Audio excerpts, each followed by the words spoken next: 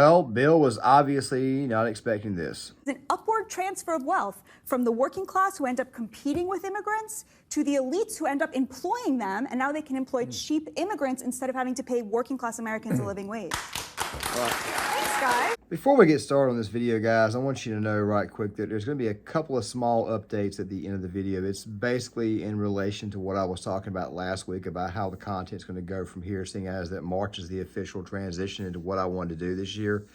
But with that right there being said, though, let's go ahead and get to this topic. But make sure you guys stick around for the entire video because we're probably the only video being released on Monday. But let's go ahead and get to it.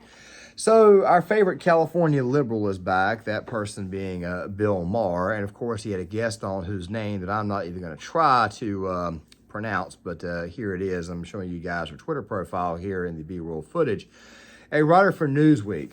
Now, Newsweek is not some conservative publication. It typically tends to swing a little bit more to the left. And even those who are, let's just say, a little bit more on that side of the aisle are starting to wake up to the reality of what's going on in the nation. Now, the thing about this particular topic, though, it's not about the wokeness. It's not about any of the normal stuff that we see in pop culture, the constant lecturing. But still, though, at the exact same time, this right here speaks volumes that somebody can obviously just completely miss the ball altogether, especially given the fact that the one thing that they're focusing on is, once again, identity politics. Should Democrats be worried about the 100,000 uncommitted votes in the Michigan primary? Oh, yes, I read about this. Will protest votes over Biden's policy in Gaza cost him the election in the fall? If people don't know what we're talking about, Michigan just had a primary. Michigan has a large Muslim population. They're not too thrilled that Joe Biden is supporting Israel in its war. And so 100,000 people voted uncommitted. These are Democratic voters who apparently seem to be saying we are threatening to support Trump, a known lover of Muslims. But this is a wedge issue in the Democratic Party. The young people, the kids, and Muslim voters like this don't want him supporting Israel. Many other people do.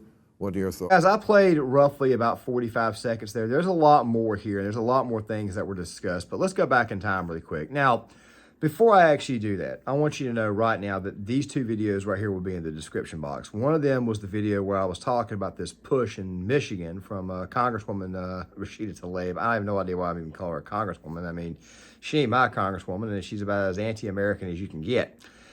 There was this push in Michigan, and Michigan has an extremely large Muslim population, mostly in Dearborn, around Ann Arbor, and mostly around Detroit. And of course, they all tend to vote Democrat, which of course, we've had this conversation before, that the primary reason why Muslims vote Democrat is for the proactive stance on the topic of Israel from the Republican Party, whereas the Democratic Party always takes more of a laissez-faire stance, and in some cases, damn near open anti-Israel. But of course, that right there means we have to talk about Obama, and of course, I don't want to talk about the drama queen that once was our president. But still, his vice president is our current president, so therefore he is the one that we are talking about. So here's the thing. A couple weeks ago, well, actually a week ago, you had the Michigan primary. And of course, the Democrats also had a primary as well. Even though Joe is the primary candidate, he's the incumbent president, of course, he's also shut down other primaries, whereas delegates have already been promised to him. They still had a primary in the state of Michigan. There was a massive push from Muslim voters to, let's just say, vote non-committed. Of course, this was also not just Muslim voters, it was also young people as well. Now, why in the world would they do this? Well, it's over the stances, of course, when it comes to the Israeli-Gaza situation. Muslim voters are obviously not happy, especially those who are Palestinian. They're not okay with the fact that no ceasefire has been reached. And, of course, there was another incident that happened in that region of the country, the region of the world this past weekend. The thing is this right here. These voters are obviously pissed off, and all they wanted was 10,000 people to show up and say non-committed, just simply vote non-committed. That number ended up being close to 105,000. So Democrats, like always, they focus in on identity politics. We got to get this group out there to vote. We got to get this group out there to vote for us. And I have said on several occasions that identity politics will eventually be the death of that party. Probably not just for one election cycle, but probably multiple election cycles. Don't worry, that video essay is coming out soon. I'm probably going to want to throw it in when it comes to immigration, or at least bring it up when I do my big immigration video essay. But still, at the same time, that is exactly what we are looking at. And of course, that is a identity politics, as I mentioned before. This is kind of what Democrats do. They pander, they go out of their way to just simply reach one separate group, of course, and they divide those groups up into multiple groups. Next thing you know, at the end of the day, it looks like a great big giant joke, and these people eventually get jealous of one another. However, the problem is that it's not really so much Muslim voters that are saying no to Biden. I'm showing you guys some polling data. Of course, this right here is some polling data that was released over the weekend from CBS, Fox News. Of course, YouGov is the polling company that CBS is using. They used to use Siena and the New York Times, which, by the way, was never an accurate polling company, but YouGov has always had a pretty good reputation. Biden is getting beaten. He's getting beaten badly. He's also been losing consistently in polls that come out of the state of Michigan. A lot of people are saying that this is mostly because of the Muslim vote, but when you actually look at the Muslim vote not supporting Biden, that's only part of the problem. You see, Biden's got this other problem, as you guys will hear in a second. I think that the media really, really wants to put this narrative out there that Biden is going to lose Michigan over Gaza, when the truth is he's going to lose Michigan over 600,000 auto workers, because his EV market was extremely punishing to auto workers. And like we said earlier, there's been this big realignment where working class Americans are very, very, very much on the Trump train, people who used to be Democrats and used to vote for Democrats. And rather than admit that, this outrage that Democrats lost the working class vote and try to figure out how we can appeal to them again, they're looking for excuses and other things to blame, like, I'll talk about the media narrative a little bit more after the next one. The reason why is because at the end of the day, Orange Man Bad just isn't going to work anymore. You don't have that anymore. People are broke. People are poor. People are being forced to work two part-time jobs just to make some form of, I wouldn't even call it making ends meet. But of course, while you tell these people, well, you're getting paid a few more dollars an hour, at the end of the day, it doesn't really matter, or it doesn't really add up to anything when your hours have been cut in half. And when people have got to take a second job on just to reach somewhat of a level of the amount of cash they were making back in 2018, 2019 timeframe, as you guys can obviously see, it's not really helping. You're just working twice as hard to make less. The thing is this here, though. The United Auto Workers and the auto workers in general. Now, where do these auto workers primarily live at? Michigan, Wisconsin, Minnesota. There's even some automotive plants in South Carolina, the state to my south. Ohio, Indiana, of course, Illinois, and of course, there's even some coal workers and people who work in the energy industry in western Pennsylvania. The fact of the matter is that Rust Belt of states, as they keep on calling that Rust Belt of states, when in reality they should just simply call it what it is, the Midwest, they're obviously feeling the burn of this current economy. They don't like the fact that the Biden administration has made a push towards green energy. The Obamas, they did this crap when he was in office. I say the Obamas because in reality, the Obamas was almost like a specter. You had Obama, you had his advisors. Of course, every president has these. But of course, the surrogates that would come out for Obama, it was almost more like, instead of it being a job title, like an actual extension to some type of like morbid monster. We'll talk more about that here in a second. But the thing is this right here. The auto workers, especially those who live in Michigan, are pissed off about the current regime. And as I have said before, if these people were to put Gavin Newsom on the ballot, he would get absolutely destroyed. He would get absolutely murdered. Think about this really quick. Gavin Newsom, he is the governor of California. In California, they have a ban in place to ban all vehicles that are not electric, meaning all gas-powered vehicles. By the way, about 99% of these gas-powered vehicles are made in the Midwest, a lot of them in the state of Michigan. He wants these vehicles banned. Also, the fact that the price of the vehicles is through the roof, especially used vehicles. The automotive industry is hurting at this moment in time. That right there is what the hell is going on.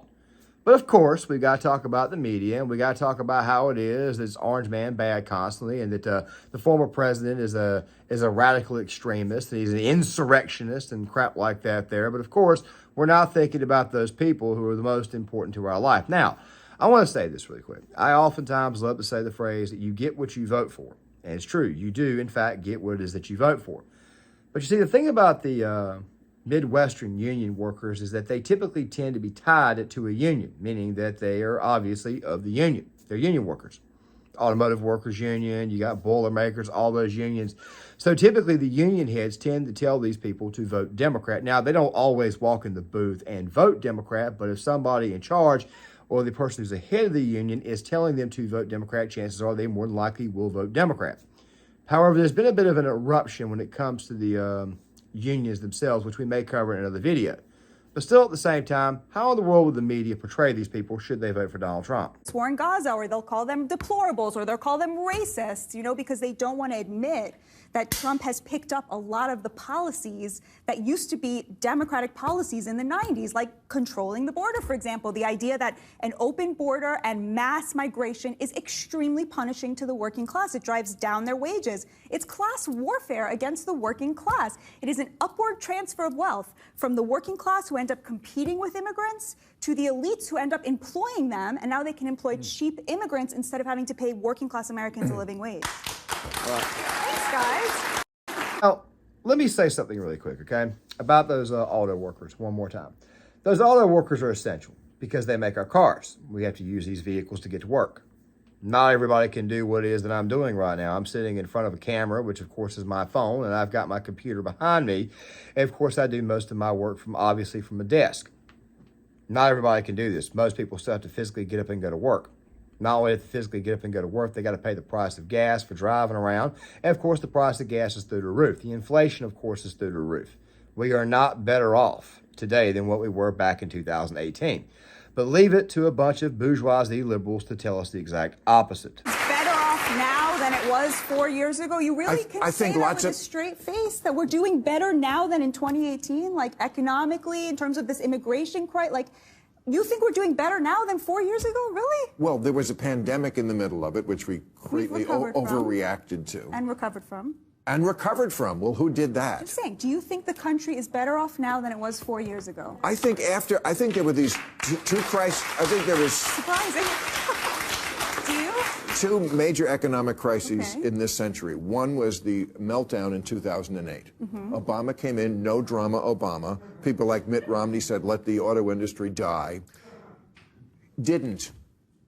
The country didn't go into a depression, and it could have with the wrong president. I also think the wrong president, we came back better for the pandemic than any other big boy country in the world. So yes, I do think it matters who the president is. I'm just saying, do you think we're better off now than 4 years ago? 4 years ago was 2020? Say 2018. I don't know. I was wearing a mask. 2018. I hated my life, 2018. Are we better off now than we were in 2018? Here's the reality. If you got money, worse. you have, we're you not have money. worse? We're not. How are we worse? In what way are we so? What's so terrible out there that wasn't happening in 2018? Earlier, Bill was telling us that we were better off, or he was trying to make the point that we were not worse off, or whatever the hell he was trying to make. Of course, he would eventually go into his little spiel about how it was that we recovered from COVID. I don't see how we recover from COVID, given the fact that the inflation rate's through the roof, and of course, people are having to work 2 jobs. But, the United States military, right now, the U.S. Army, we're cutting 24,000 troops. We're at the middle of a bit of a shortfall when it comes to recruiting. We're not looking very good. Also, to go on top of this, Bill completely contradicts himself when he talks about Muslim voters, but yet he doesn't seem to realize that there's a conflict going on in the Middle East right now that was not going on when Trump was in office. We also did not have a conflict between Russia and Ukraine, but of course they'll use Russia more and more this year. Doesn't seem to me that the world is doing better. You also had this recent issue where you had cell phone attacks, where people's cell phones went out. It was a massive outage. Of course, AT&T claims it was not China, but we all know that it was. You've also got this situation, speaking of China, with China about to invade Taiwan. Well, who would they do that under? Would they do that under the guy that scared the hell out of them, the previous administration, the madman, Blumph, Orange Man Bad? Or would they do this under someone like Biden? I think they would do this through Beijing Biden. I think they would do that while he was in office. You've also got a situation in South America at this moment in time. Yeah, Venezuela's invading Guyana. Right here in the West, right in our backyard. And of course, also the migrant situation. Crime is through the roof. Of course, you've got people about to blow up in cities like Chicago and New York because of the migrants. But of course, Joe Biden will tell us that it's Orange Man's fault that the last border deal did not get done, even though in that border package, they were still going to let in 6,000 migrants per week. We are not better off than what we were back in 2018. We are way, way, way worse off. And quite frankly, we are in fact in trouble at this moment in time. But of course, bourgeoisie liberals like Bill Maher are going to tell us this exact opposite. And also at the same time, this crowd is going to tell us the exact opposite when they cheer at everything he says. Fact of the matter is, Bill Maher is nothing without that crowd. That right there is the actual truth of the situation. And obviously, this guy's got his head still lodged up his ass. But as you guys can see in the polling data, that a lot of people are beginning to wake up. Now, I typically tend to not take polls that seriously because at the end of the day, they really just shape public opinion. Still, though, public opinion is very important. Public opinion oftentimes influences that which happens, which is also very strange because if I remember correctly, Joe Biden at one point in time said, we choose truth over facts. Very, very dumb statement. But then again, though, seeing how it is that he is the feelings over facts president, everybody in the world right now is not exactly feeling it, meaning that they're not exactly feeling good about their current situation. A lot of people right now are pissed off, and a lot of people right now are broke. A lot of people are not buying what it is that the media is telling us. And of course, they're going to come back here and they're going to tell us more and more and more that we're all just a bunch of deplorables because we decided to vote for an orange billionaire who you right now are trying to lock up and trying to put away.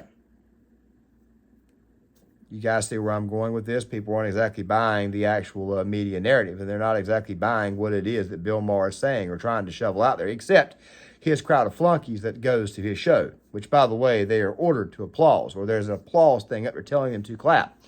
But the thing is this right here. You won't have Orange Man bad this time around, unlike in 2020 or even in 2016. You won't be able to have it this time because people can actually feel the pain, the actual pain that's being inflicted on them every single day.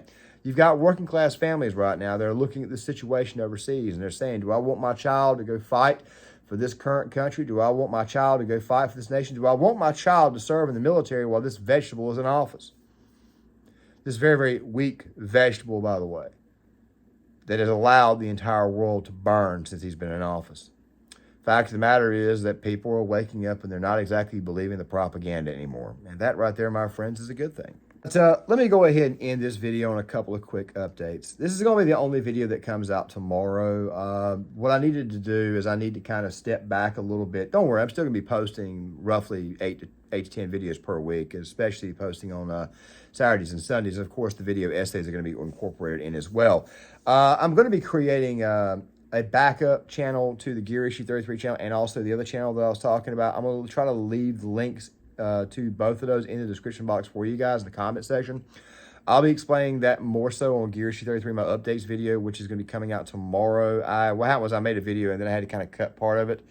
And I'm coming back to kind of remake it again this afternoon. But I just figured I'd go ahead and tell you guys that. But the schedule this week is going to be this video right here coming out on Monday. You're probably going to get 2 videos out on Tuesday, maybe 3, but you're probably going to get 1 to 2.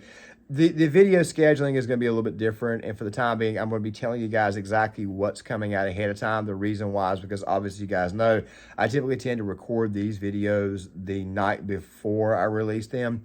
All kinds of other reasons for that. And of course, we've also got the landscaping thing going on here, which is obviously going to make recording much, much more difficult, at least during the day on Mondays and Fridays, because apparently the apartment is getting some additional stuff done, or the area is getting some additional stuff done too.